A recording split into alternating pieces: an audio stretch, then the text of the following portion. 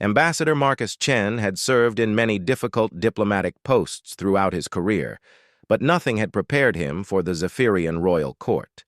The crystalline spires of the palace stretched impossibly high into the purple sky of Zephyr Prime, their surfaces reflecting the light of three suns in dazzling patterns that could blind an unprepared human eye. Marcus had learned to wear his protective eyewear at all times, a small concession to serving as Earth's first official representative to one of the most powerful alien civilizations in the galaxy.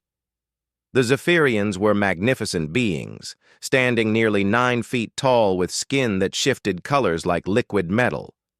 Their faces were elegant and angular, with large eyes that held depths of intelligence that sometimes made Marcus feel like a child trying to understand advanced mathematics. Queen Lyrelei was perhaps the most impressive of them all, her presence commanding respect from every corner of the vast throne room where she held court. Marcus walked through the corridors of the palace, his human footsteps echoing oddly against the smooth crystal floors. He had been summoned for what his aide called an urgent audience, though in his 6 months on Zephyr Prime, he had learned that Zephyrian concepts of urgency operated on different timescales than human ones. Still, there had been something in the messenger's tone that suggested this was different. The throne room was unusually empty when Marcus arrived.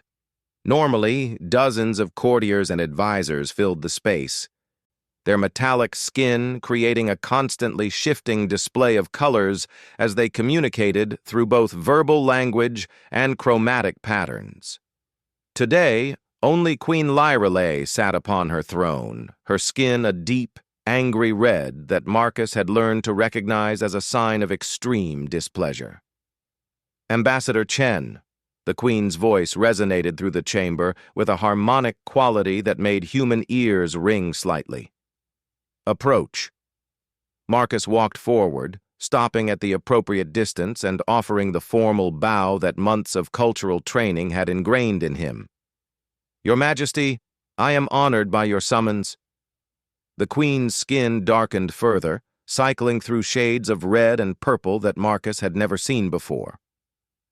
Honor, she repeated, the word carrying bitter undertones. Tell me, Ambassador, what do you know of honor among your human offspring? The question caught Marcus off guard. In all his diplomatic briefings, family relationships had been mentioned as sacred to the Zephyrians, but this was the first time the Queen had brought up her daughters in his presence. Your Majesty, I believe humans and Zephyrians both value the bonds between parent and child, though our expressions of those bonds may differ. Indeed they may.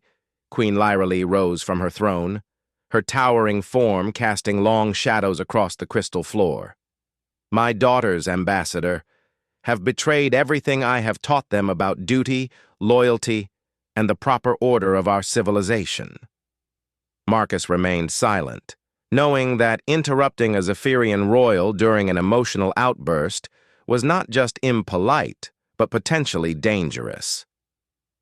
The Queen's anger was palpable, filling the room with an energy that made the crystal walls vibrate at a frequency just below human hearing.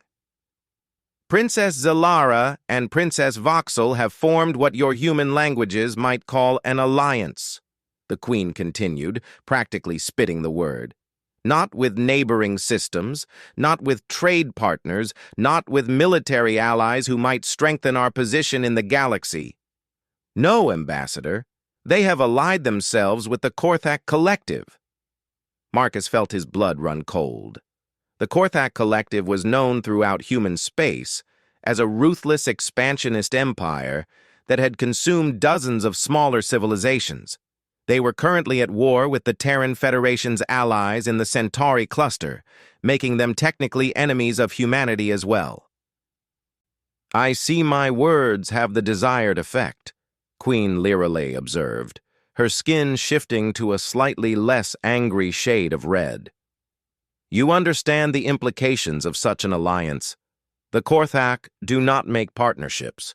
They make arrangements that benefit only themselves before consuming their supposed allies entirely. Your Majesty, Marcus said carefully. Surely the princesses must have had reasons for their decision.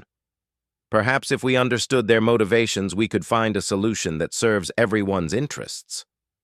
The queen's skin flashed bright orange, a color Marcus had learned indicated surprise. You would defend them, even knowing that their alliance threatens not just Zephyrian sovereignty, but potentially your own human colonies in this sector? I would seek understanding first, Marcus replied. In human diplomacy, we have learned that rushing to judgment often creates more problems than it solves. Queen Lyralee studied him for a long moment, her skin cycling through colors Marcus couldn't interpret. Finally, she spoke again, her voice quieter but no less intense. The princesses have refused to meet with me for 3 cycles now. They have moved to the outer palace and surrounded themselves with guards loyal to their cause. My own daughters treat me as an enemy in my own home. Marcus began to understand the depth of the crisis. This wasn't just a political problem, it was a family torn apart, which in Zephyrian culture could destabilize the entire government. Your Majesty, have you considered that perhaps they believe they are protecting something or someone important to them? Protecting? The Queen's voice rose again. They are children. Ambassador, despite their adult status, they see only the immediate benefits the Korthak have promised them. Advanced military technology, expanded territory, elevated status in a larger empire. They do not see the trap being laid for them or for all of us. Marcus nodded thoughtfully. What exactly have the Korthak promised them? Independence, Queen Lyralee said bitterly. They have convinced my daughters that I am too conservative, too bound by old traditions to guide our people into a glorious future. The Korthak have promised them joint rulership of an expanded Zephyrian territory, free from what they call the outdated restrictions of our constitutional monarchy. The picture was becoming clearer. The princesses, probably frustrated with what they saw as their mother's cautious approach to galactic politics, had been seduced by Korthak promises of power and expansion. It was a classic manipulative strategy that Marcus had seen used against human colonies as well. Your Majesty, in human history, we have faced similar situations where families and governments were divided by outside influences, Marcus said. We have learned that communication, even difficult communication, is usually more effective than confrontation. Queen Lyralee's skin shifted to a deep blue, which Marcus had learned indicated deep thought. You believe they can be reasoned with? I believe they love you and their people, even if their methods seem wrong to you, Marcus replied. The question is whether we can find a way to address their concerns while protecting Zephyrian independence. The Queen was silent for several minutes, her skin continuing to shift through various shades of blue and purple. Marcus waited patiently, knowing that interrupting a Zephyrian's thought process was considered extremely rude. Ambassador, she finally said, I did not summon you here merely to inform you of our crisis. I summoned you because I have a request that may seem unusual for a sovereign ruler to make of a foreign diplomat. Marcus straightened, sensing the importance of what was coming. I want you to speak with my daughters, Queen Lyralee continued, not as Earth's representative, but as someone who understands both politics and family relationships. You humans have a reputation for finding solutions where others see only problems. The request surprised Marcus. Involving himself in the internal politics of an alien royal family could have serious diplomatic consequences if things went wrong. But he also understood that the Queen was asking for help not just as a ruler, but as a mother who had lost her children to forces beyond her control. Your Majesty, I would be honored to try, but I must ask, what authority would I have to speak on your behalf, and what would you want me to accomplish? I want you to listen to them, the Queen said simply. Learn why they believe this alliance serves our people better than the path I have chosen. And if possible, help them see that the Korthak promises come with a price that may destroy everything we have built. Marcus considered the request carefully. I accept, Your Majesty, but I must be clear. I will listen to all perspectives, including theirs. I cannot guarantee that I will support your position if I believe theirs has merit. For the first time since Marcus had entered the throne room, Queen Lirelai's skin shifted to a warm golden color that he had learned indicated approval and respect. That is exactly why I chose to ask you, Ambassador. A diplomat who would simply tell me what I wanted to hear would be useless in this situation. When would you like me to meet with the princesses? Marcus asked. Immediately, the Queen replied. Each day that passes gives the Korthak more influence over them. I fear that soon, even if we find a solution, it may be too late to prevent the formal announcement of their alliance. Marcus bowed again. Then I will go to them now, Your Majesty. As he turned to leave, Queen Lirelai called after him. Ambassador, there is one more thing you should know. The princesses have requested that any meeting with them be conducted without my knowledge or consent. They believe I will interfere with their plans if I am aware of the details.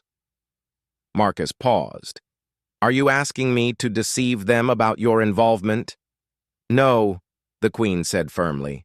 I am asking you to let them believe that your interest in their situation is purely diplomatic curiosity. They need to trust you enough to speak freely, and they will not do that if they believe you are acting as my agent. It was a delicate balance, and Marcus knew that one misstep could destroy any chance of resolving the crisis peacefully. But he also understood that sometimes the most difficult diplomatic situations required unconventional approaches. I understand, Your Majesty. I will be careful to maintain their trust while seeking a solution that serves everyone's interests. As Marcus left the throne room, his mind was already working on how to approach the princesses.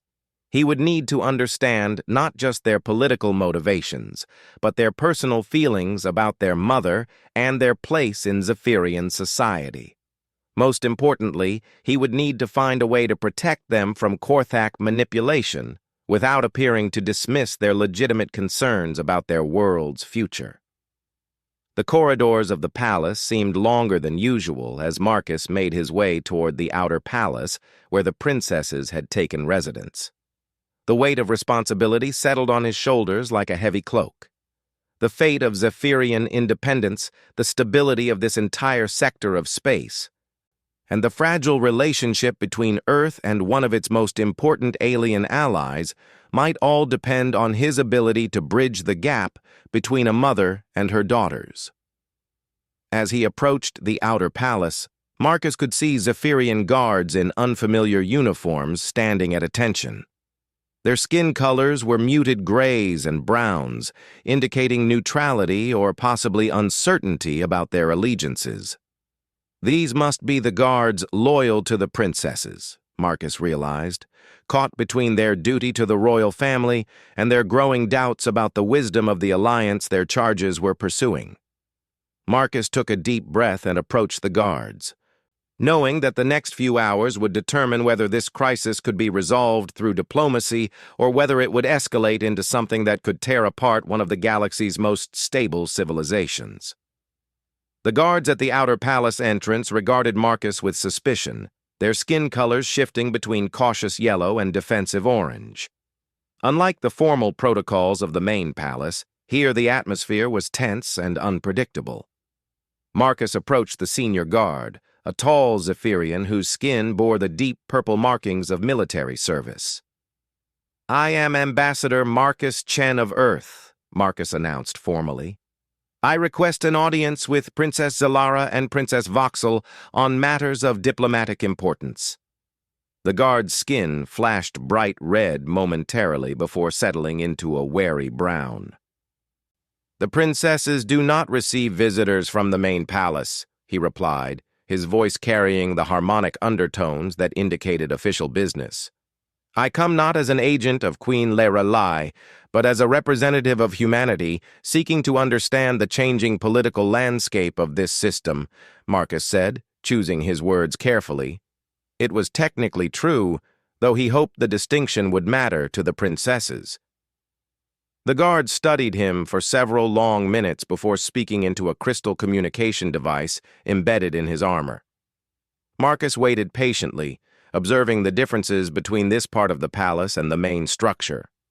Where the queen's domain was all soaring spires and brilliant light, the outer palace felt more practical, more militaristic.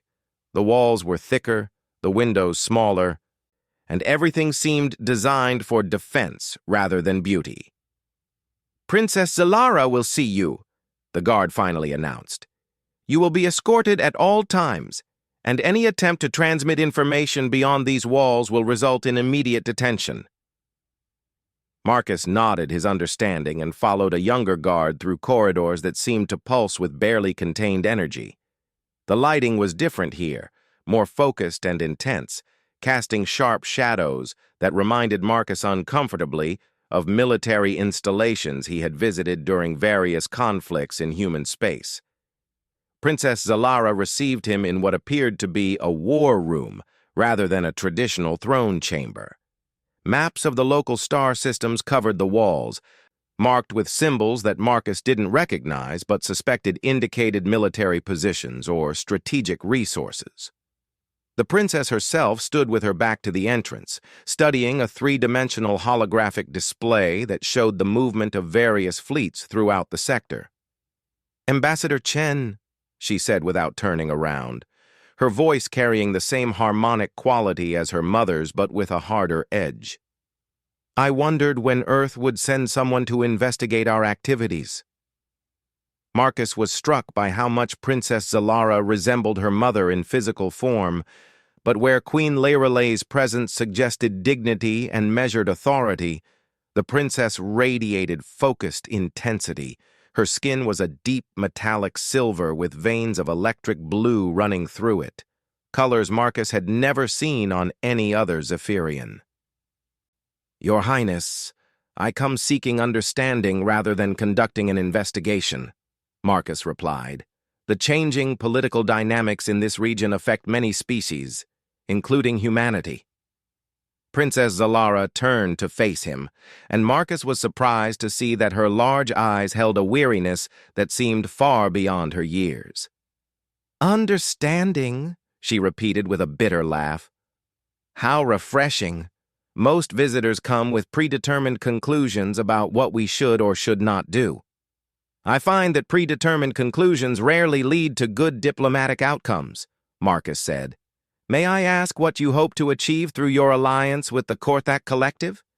The princess's skin flashed bright gold, indicating surprise or perhaps approval. "Direct questions. I appreciate that. Please, sit." She gestured to a chair that appeared to be designed for human proportions, though Marcus suspected it had been hastily modified for his visit. As Marcus seated himself, Princess Zalara moved to stand beside the holographic display, her hands dancing over the controls to bring up different views of the star system. "Tell me, Ambassador, what do you know about Zephyrian history?" "I know that your people have maintained peace and prosperity for over 3 centuries through careful diplomacy and technological advancement," Marcus replied. "You have avoided the conflicts that have consumed many other civilizations." "Peace and prosperity for whom?" The princess's skin darkened to a deep purple. "For the noble families who live in crystal palaces. For the merchant classes who profit from our cautious trade agreements. Yes, they have done very well under my mother's rule." Marcus sensed that he was about to hear something that hadn't been covered in his diplomatic briefings. "You believe there are others who haven't benefited equally?" Princess Zalara waved her hand, and the holographic display changed to show detailed scans of various worlds throughout the Zephyrian system. "These are our outer colonies, Ambassador. Worlds settled by Zephyrians seeking new opportunities, new lives. Under our current system, they are treated as suppliers of raw materials and agricultural products for the core worlds. Their voices are barely heard in the Council of Worlds. Their needs are secondary to maintaining stability for the established powers. The display zoomed in on one particular world, showing vast mining operations and agricultural installations. Marcus could see that the infrastructure appeared basic, almost primitive compared to the technological marvels of Zephyr Prime. "The Korthak have shown us a different model," Princess Zalara continued. "They believe in expansion, in bringing prosperity and advancement to all territories under their protection. They have offered to help us develop these outer colonies, to give their populations the same advantages enjoyed by the core worlds." Marcus studied the display carefully. "And what do the Korthak ask in return for this assistance?" "Partnership," the princess replied. "They want to establish joint military bases throughout our territory, share our technological advances, and coordinate our foreign policy with theirs. In exchange, we gain access to their vast resources and military protection." It sounded reasonable on the surface, but Marcus had studied enough Korthak expansion patterns to recognize the trap. "Your Highness, have you examined what happened to other civilizations that accepted similar partnerships with the Korthak?" Princess Zalara's skin shifted to an defensive orange. "You mean their former allies who are now fully integrated into the collective?" "Yes, Ambassador, we have studied those cases extensively." "And you believe you can avoid the same fate?" "We believe we are stronger and more valuable to them than those previous allies," a new voice said from behind Marcus. He turned to see Princess Voxel entering the room, her appearance even more striking than her sister's. Where Zalara was silver and blue, Voxel's skin was a deep gold with veins of crimson that pulsed with her heartbeat. "Princess Voxel," Marcus stood and offered a respectful bow. "Thank you for joining us. I wouldn't miss the opportunity to speak with someone who might actually listen to our perspective," Princess Voxel replied, though her tone suggested skepticism about his motivations. "Too many of our conversations lately have been with people who have already decided we are naive children making foolish mistakes." Marcus resumed his seat as Princess Voxel moved to stand beside her sister. The two of them together created an imposing presence, their combined aura of determination and barely contained energy filling the room. "Tell me about your mother's concerns," Marcus said, deciding to address the family aspect directly. "She seems to believe that the Korthak are manipulating your desire for change." Both princesses' skin colors darkened immediately, and Marcus realized he had touched on the heart of their anger. "Our mother," Princess Zalara said coldly, "believes that any change to the current system is dangerous. She has spent centuries building relationships with traditional powers, creating a network of cautious alliances that benefit the established order. She cannot see that the galaxy is changing around us." "She fears progress," Princess Voxel added.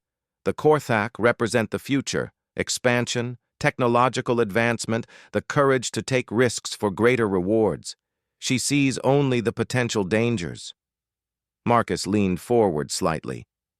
"What would you say if I told you that from humanity's perspective, the Korthak represent expansion through conquest rather than genuine partnership?"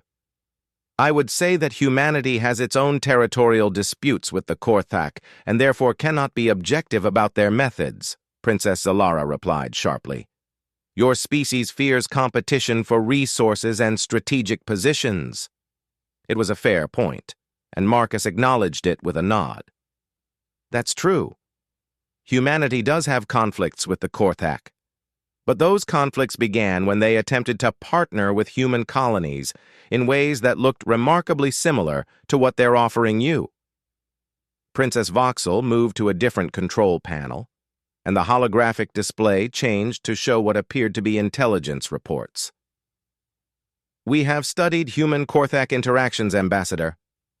Your colonies that refused Korthak partnership have faced constant raids and military pressure. those that accepted partnership have prospered. For how long? Marcus asked quietly. The question hung in the air for several moments. Finally, Princess Zalara answered. The partnerships are still in effect.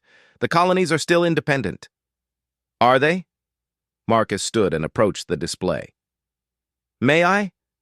Princess Voxel gestured for him to proceed. Marcus manipulated the controls, calling up data that he hoped would be available in their intelligence networks.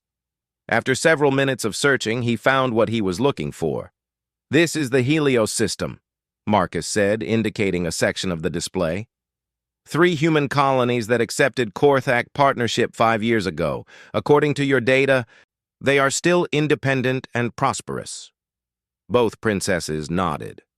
Now let me show you something your intelligence networks might not have access to, Marcus continued. He pulled out a small human data device and, after receiving permission, interfaced it with the Zephyrian display system. The hologram now showed the same 3 colonies, but with additional data layers that revealed a different picture. This is the actual governmental structure of those colonies today. While they maintain the appearance of independence, all major decisions are made by Korthak advisors. Their military forces have been fully integrated into the collective. Their economic policies are dictated by Korthak needs. Princess Zalara's skin began shifting rapidly between different colors, indicating intense emotional processing. Your data could be falsified. It could be, Marcus agreed, but I'm willing to provide you with the codes and verification methods to check it independently. The question is, are you willing to risk your entire civilization on the possibility that your situation will be different? Princess Voxel moved closer to the display, studying the data Marcus had provided. Even if your information is accurate, it doesn't change the fundamental problem we face. Our current system is stagnant. Our outer colonies are being left behind. Our people are growing restless with our mother's conservative policies. Those are legitimate concerns, Marcus said, but there might be other solutions that don't involve surrendering your independence to an expansionist empire. Such as? Princess Zalara asked. Marcus took a deep breath. Knowing that what he was about to suggest could either open new possibilities or end the conversation entirely. Have you considered that the problem might not be your mother's policies, but rather the lack of communication between you about what changes are needed? Both princesses' skin flashed angry red simultaneously. We have tried to communicate with her for years, Princess Voxel said hotly. Every proposal for expansion, every suggestion for modernizing our colonial policies, every recommendation for a more assertive foreign policy has been rejected. She refuses to see that maintaining the status quo is itself a choice that has consequences, Princess Zalara added. While we debate and deliberate, other civilizations grow stronger around us. Marcus nodded thoughtfully. What if there was a way to address your concerns about colonial development and strategic positioning without requiring Korthak partnership? Impossible, Princess Voxel said immediately. We lack the resources for major colonial development. We lack the military strength to assert ourselves in regional politics. The Korthak offer both. The Korthak offer both in exchange for your freedom, Marcus replied. But what if there were other potential partners who could provide similar benefits without the same risks? Princess Zalara's eyes narrowed. You mean Earth? I mean several civilizations, potentially including Earth, that might be interested in genuine partnerships rather than absorption, Marcus said carefully. The Terran Federation has experience in colonial development that doesn't involve resource extraction. We have technologies that might benefit your outer worlds, and we have a vested interest in preventing Korthak expansion in this sector. In other words, you want to use us as a buffer against Korthak expansion, Princess Voxel said coldly. I want to explore whether our mutual interests in preventing Korthak domination might lead to arrangements that benefit everyone involved, Marcus replied. But such arrangements would require unity within your government. They would require your mother's participation. Both princesses fell silent, their skin colors cycling through various shades that Marcus couldn't fully interpret. Finally, Princess Zalara spoke. "Ambassador, you don't understand the depth of the rift between us and our mother. This isn't simply a policy disagreement. She has made it clear that she considers our initiatives to be betrayals of everything she values. And we consider her refusal to adapt to changing circumstances to be a betrayal of her responsibility to our people," Princess Voxel added. "The gap between us is too wide to bridge." Marcus felt the weight of the crisis settling more heavily on his shoulders. The princesses weren't simply rebellious children seduced by Korthak promises. They were intelligent leaders with legitimate concerns about their civilization's future. But they were also isolated from their mother by a breakdown in communication that seemed to preclude any compromise solution. "Your Highnesses," Marcus said finally, "would you be willing to consider a proposal that might address both your concerns and your mother's?" "We're listening," Princess Zalara said, though her tone suggested limited patience. "What if you postponed any formal announcement of your Korthak alliance for a brief period while we explore alternative arrangements? Not as a retreat from your positions, but as a demonstration of strength. Only weak leaders rush into irreversible commitments without fully exploring all options." It was a calculated appeal to their pride, and Marcus could see from their skin color changes that it had struck home. "How brief a period?" Princess Voxel asked. 2 weeks, Marcus replied. "Enough time to determine whether genuine alternatives exist." The sisters exchanged looks that communicated volumes through color changes Marcus couldn't follow. "And if no viable alternatives emerge?" Princess Zalara asked. "Then you proceed with your Korthak alliance with the knowledge that you explored every possible option," Marcus said. "Your people will respect that thoroughness." Princess Voxel moved back to the main display controls. "Ambassador, you should know that the Korthak representatives are arriving in 3 days for the formal signing ceremony. Any delay would require us to explain our hesitation to them." Marcus felt his heart skip a beat. 3 days was an impossibly short time frame for the kind of complex negotiations he was envisioning. But it also explained the urgency of Queen Lirelai's request and the pressure both sides were feeling. "Then we have 3 days to develop a compelling alternative," Marcus said with more confidence than he felt. "The question is whether you're willing to give diplomatic solutions that chance." The two princesses continued their silent color communication for several more minutes. Marcus waited, knowing that pushing them now could destroy any possibility of success. Finally, Princess Zalara turned back to him. "We will consider delaying the ceremony for 1 week, not 2, and only if you can demonstrate concrete progress toward viable alternatives within the first 3 days." "Agreed," Marcus said quickly. "But I will need your cooperation in exploring those alternatives, including the possibility of reconciliation with your mother." "That," Princess Voxel said firmly, "is not negotiable. We will work with you on finding political and economic solutions, but we will not subject ourselves to more lectures about tradition and caution." Marcus realized he had gotten as much as he could hope for from this meeting. The princesses had agreed to a delay, however brief, and had committed to exploring alternatives. Now he had to figure out how to bridge the gap between 3 strong-willed Zephyrian leaders whose personal relationship had become as much of an obstacle as their political differences. As he prepared to leave, Princess Zalara called after him. "Ambassador, you should know that we respect what you're trying to do. But if you cannot find solutions that address our core concerns, we will proceed with the Korthak alliance regardless of the consequences."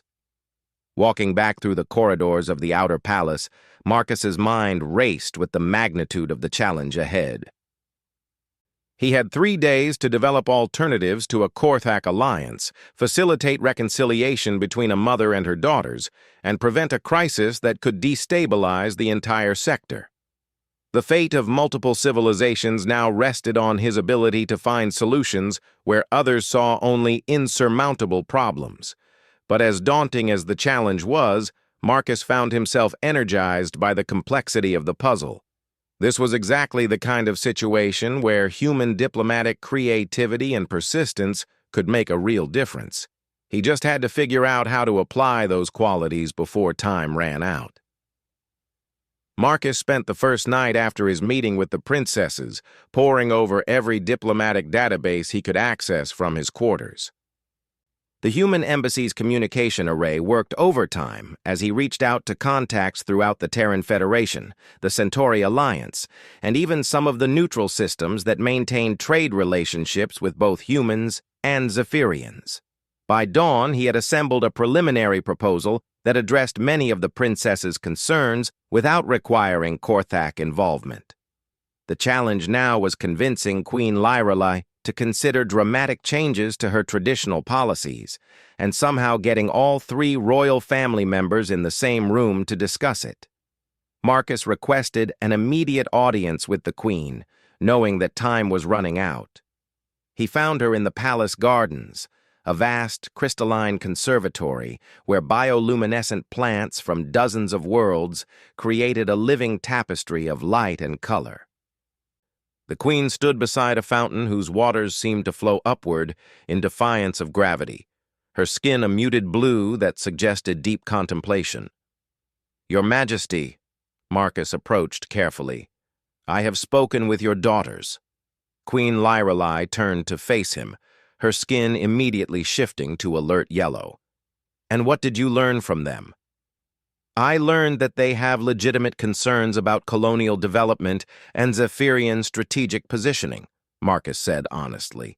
"I also learned that the breakdown in communication between you has become as much of a problem as the political disagreements themselves." The Queen's skin darkened to angry red. "They have chosen to side with our enemies against their own mother and their own people. What communication is possible under such circumstances?" Marcus took a deep breath. "Your Majesty, with respect, I don't believe they see it that way. They believe they are trying to save their people from stagnation and potential irrelevance in a rapidly changing galaxy. By surrendering our independence to expansionist conquerors." The Queen's voice rose, causing several of the bioluminescent plants to pulse in response to the sound vibrations. "By accepting what they believe is the only viable path to the changes they think are necessary," Marcus replied. "But what if it weren't the only path?" Queen Lyrelai's skin shifted to curious purple. "Explain." Marcus activated a portable holographic projector he had brought with him, displaying a 3-dimensional model of the local star systems. "Your daughters are correct that the Zephyrian outer colonies need development and that your civilization needs stronger strategic positioning. They are incorrect that the Korthak represent the only solution to these problems." The Queen moved closer to examine the display. "What alternative do you propose?" "A multi-species development consortium," Marcus said, manipulating the controls to highlight various systems and trade routes. "The Terran Federation, the Andorian Republic, and the Vegan Commercial Union all have interests in preventing Korthak expansion in this sector. More importantly, they all have technologies and resources that could benefit your outer colonies without requiring political integration." Queen Lyrelai studied the display intently. "Such an arrangement would require significant changes to our traditional policies of neutrality and limited engagement." "Yes," Marcus agreed, "but it would allow those changes to happen under your control, rather than under Korthak direction." The Queen was silent for several minutes, her skin cycling through various shades as she processed the implications. Finally, she spoke. "Even if such an arrangement were possible, my daughters have made it clear they will not discuss alternatives with me." Marcus had anticipated this objection. "Your Majesty, what if you didn't have to discuss anything with them initially? What if you could demonstrate your commitment to addressing their concerns through actions rather than words?" "What do you mean?" Marcus manipulated the holographic display to focus on one particular outer colony. This is the Kepler-7 mining colony, correct? One of the settlements your daughters believe has been neglected under current policies. Yes, the Queen confirmed. It produces rare minerals essential to our technology industry, but the living conditions there are quite basic. What if you announced an immediate colonial development initiative for Kepler-7, funded by new trade agreements with neutral systems and designed to bring their infrastructure up to core world standards? Not as a response to your daughter's demands, but as an independent decision based on your own assessment of colonial needs. Queen Lyralei's skin brightened to interested gold. Such an initiative would require exactly the kind of foreign partnerships my daughters have been advocating. Exactly, Marcus said.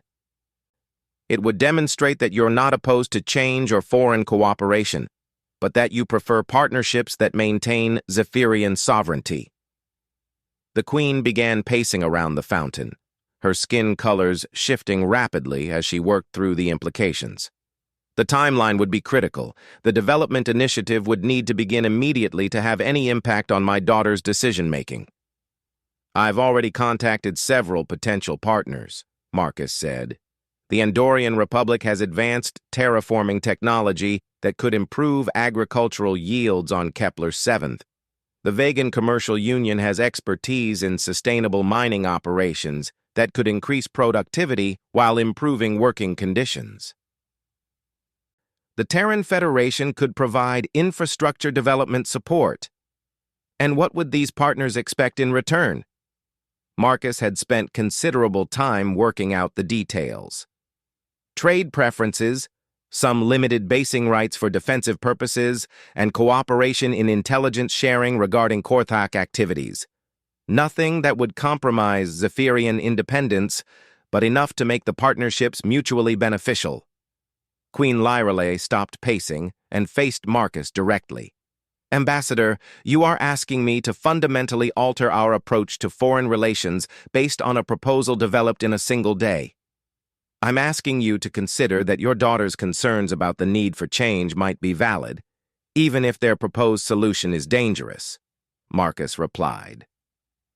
Sometimes the best way to prevent a bad decision is to provide a better alternative. The Queen's skin shifted to deep blue, indicating intense consideration. How quickly could such an initiative begin? If you're willing to fast-track the diplomatic procedures, we could have preliminary agreements in place within 48 hours and visible development activities beginning within a week, Marcus said. That would still be after the Korthak ceremony, Queen Lyralei pointed out.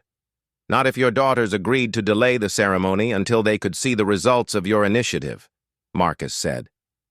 But that would require you to communicate your plans to them directly. The Queen's skin immediately shifted back to angry red. They have refused to meet with me. Then perhaps it's time for you to go to them, Marcus suggested gently. Queen Lyralei stared at him in shock, her skin flashing bright orange. I am the sovereign ruler of this system. I do not chase after rebellious daughters who align themselves with enemies. Marcus had expected this reaction. Your Majesty, in human culture, we have a saying, the bigger person is the one who takes the first step toward reconciliation. It doesn't mean you're admitting fault or weakness. It means you're prioritizing the welfare of your family and your people over your pride. The Queen's skin cycled through several colors Marcus couldn't identify before settling on a pale gold. You would have me humble myself before daughters who have betrayed everything I taught them? I would have you demonstrate the kind of leadership that puts solutions before ego, Marcus said firmly. The kind of leadership that your daughters inherited from you, even if they're applying it in ways you don't approve of. Queen Lyralei turned away from him, staring into the upward-flowing fountain. For several long minutes, the only sounds were the gentle splash of the impossible water and the subtle harmonic humming of the bioluminescent plants. Very well, she said finally. Prepare your alternative proposal. I will present it to my daughters myself. Marcus felt a surge of relief and hope. Your Majesty, I think it would be more effective if we presented it together. You as their mother and ruler, Me as the facilitator of the alternative partnerships. The Queen nodded slowly. When?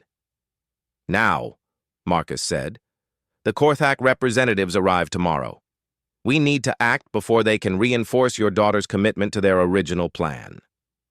2 hours later, Marcus found himself in the unprecedented situation of escorting Queen Lyrelai through the corridors of the outer palace toward her daughter's stronghold. The royal guards seemed uncertain how to react to their sovereign's presence in what had become enemy territory, their skin colors shifting constantly between confusion and alarm. Princess Zalara and Princess Voxel were clearly shocked when their mother walked into their war room, accompanied by the human ambassador they had spoken with the day before. Both princesses' skin immediately shifted to defensive red, and Marcus could sense the temperature in the room rising with their anger. "Mother," Princess Zalara said coldly, "I thought we had made it clear that we have nothing more to discuss with you." "Perhaps," Queen Lyrelai replied with remarkable calm, "but I have something to discuss with you." She moved to the holographic display system and, with Marcus's assistance, began projecting the alternative development proposal. As the details unfolded, Marcus watched the princess's skin colors shift from angry red to surprised orange to curious yellow. "This is the Kepler-7 Development Initiative," Queen Lyrelai explained. "It will begin immediately, funded through new partnerships with the Andorian Republic, the Vegan Commercial Union, and the Terran Federation. Within 6 months, the living standards on Kepler-7 will match those of any core world." Princess Voxel studied the projections carefully. "The scope is impressive, but this is only one colony. What about the others?" "Kepler-7 is the prototype," Marcus interjected. "If successful, similar initiatives will be extended to all outer colonies over the next 3 years. Princess Zalara's skin had shifted to thoughtful purple. "The partnerships you're proposing would represent a significant change in our foreign policy." "Yes," Queen Lyrelai agreed. "They would require us to abandon our traditional neutrality in favor of strategic alliances with civilizations that share our values of independence and mutual cooperation." "Exactly what we have been advocating," Princess Voxel said quietly. "Yes," the Queen replied. "Though I admit it has taken me time to recognize that your concerns about our strategic position were valid." Marcus held his breath, sensing that this was the crucial moment. The princesses were clearly impressed by the proposal, but the personal relationship between mother and daughters remained unresolved. Princess Zalara moved closer to her mother, her skin shifting to cautious gold. "Why now, Mother? Why are you suddenly willing to consider the changes you have rejected for years?" Queen Lyrelai was quiet for a long moment before answering. "Because I realized that my fear of change was preventing me from seeing what you saw clearly, that maintaining the status quo was itself a risk that could destroy everything we value. And because," she continued, "I realized that losing my daughters to foreign manipulators would be a greater tragedy than any political mistake I might make." Princess Voxel's skin brightened to warm gold. "We were never trying to betray you, Mother. We were trying to save our people from a future of irrelevance and decline." "I understand that now," Queen Lyrelai said. "Just as I hope you understand that my caution came from wanting to protect our independence and our way of life." Marcus watched as the 3 Zephyrians slowly moved closer together, their skin colors synchronizing in a display of familial harmony that was beautiful to witness. But he knew that the political crisis wasn't fully resolved yet. "Your Highnesses," he said gently, "the Korthak representatives arrive tomorrow, expecting to finalize your alliance." "What will you tell them?" Princess Zalara and Princess Voxel exchanged one of their silent color communications before Princess Zalara answered. "We will tell them that we have decided to pursue a different path to achieving our goals." "They won't be pleased," Princess Voxel added. "The Korthak don't accept rejection gracefully." Queen Lyreli's skin shifted to determined silver. Then it's fortunate that our new alliance partners have experience dealing with Korthak diplomatic pressure. Marcus smiled, feeling the satisfaction of a diplomatic puzzle successfully solved. Your Majesty, Your Highnesses, I believe this arrangement will benefit not just your civilization, but the cause of independent governments throughout this sector. Over the following days, Marcus watched as the Zephyrian royal family worked together to implement their new policies with an efficiency that impressed even the experienced human diplomat. The Korthak representatives, faced with a united royal family and a comprehensive alternative to their partnership offer, departed with poorly concealed anger but without any ability to change the Zephyrian decision. The Kepler's seventh development initiative began within a week, with Andorian terraforming specialists, vegan mining consultants, and Terran infrastructure engineers working alongside Zephyrian colonists to transform the settlement into a model for sustainable development. Similar projects were soon underway on other outer colonies, funded by trade agreements that strengthened Zephyrian strategic positioning while maintaining their political independence. Queen Lyreli proved to be remarkably adaptable to her new role as leader of a more assertive and internationally engaged Zephyrian government. Her daughters brought enthusiasm and innovative thinking to the implementation of colonial development programs, while their mother provided the diplomatic experience necessary to navigate complex multi-species negotiations. 3 months later, Marcus received a communication from Earth informing him that the Terran Federation's Senate had voted to establish a permanent alliance with the Zephyrian system, recognizing their partnership as a model for cooperation between independent civilizations facing Korthak expansion pressure. As Marcus prepared for his next diplomatic assignment, he reflected on the lessons learned from the Zephyrian crisis. The human capacity for finding creative solutions to seemingly impossible problems had once again proved valuable in galactic politics. But more importantly, the willingness to listen to all perspectives and to prioritize relationships over rigid positions had turned potential enemies into strong allies. Princess Zalara, now serving as her mother's chief advisor on colonial affairs, visited Marcus the day before his departure. "Ambassador," she said, her skin a warm gold that indicated deep gratitude. "You gave us something we thought was impossible." "What's that, Your Highness?" "A way to change without destroying what we valued, and a way to honor tradition while embracing the future," she replied.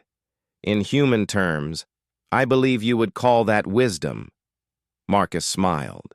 "In human terms, I would call that the best possible outcome of good diplomacy." As his transport lifted off from Zephyr Prime, Marcus looked down at the crystal spires of the palace, now united under a single government that had found a way to balance tradition with innovation, family relationships with political necessities, and independence with strategic cooperation. The galaxy was a dangerous place, filled with civilizations that sought to expand through conquest and absorption. But it was also a place where different species could work together to find solutions that honored everyone's values and interests. And sometimes, Marcus thought with satisfaction, all it took was one human diplomat willing to listen carefully and think creatively about problems that others considered unsolvable. The Zephyrian system would face new challenges in the future, as would the growing alliance of independent civilizations that had formed around their successful resistance to Korthak expansion. But Marcus was confident that they would face those challenges together, as partners rather than subjects, and that the galaxy would be a better place because of it. In the vast complexity of interstellar politics, where ancient civilizations rose and fell according to the cold calculations of power and resources, sometimes the most important victories were the ones that proved cooperation could triumph over conquest, and that wisdom could prevail over fear. This, Marcus reflected, was what made humanity's contribution to galactic civilization so valuable. Not superior technology or military might, but the persistent belief that every problem had a solution if people were willing to work together to find it. As his ship entered hyperspace, carrying him toward his next assignment, Marcus Chen smiled at the thought that somewhere behind him, 3 remarkable Zephyrians were proving that belief correct, one successful day at a time.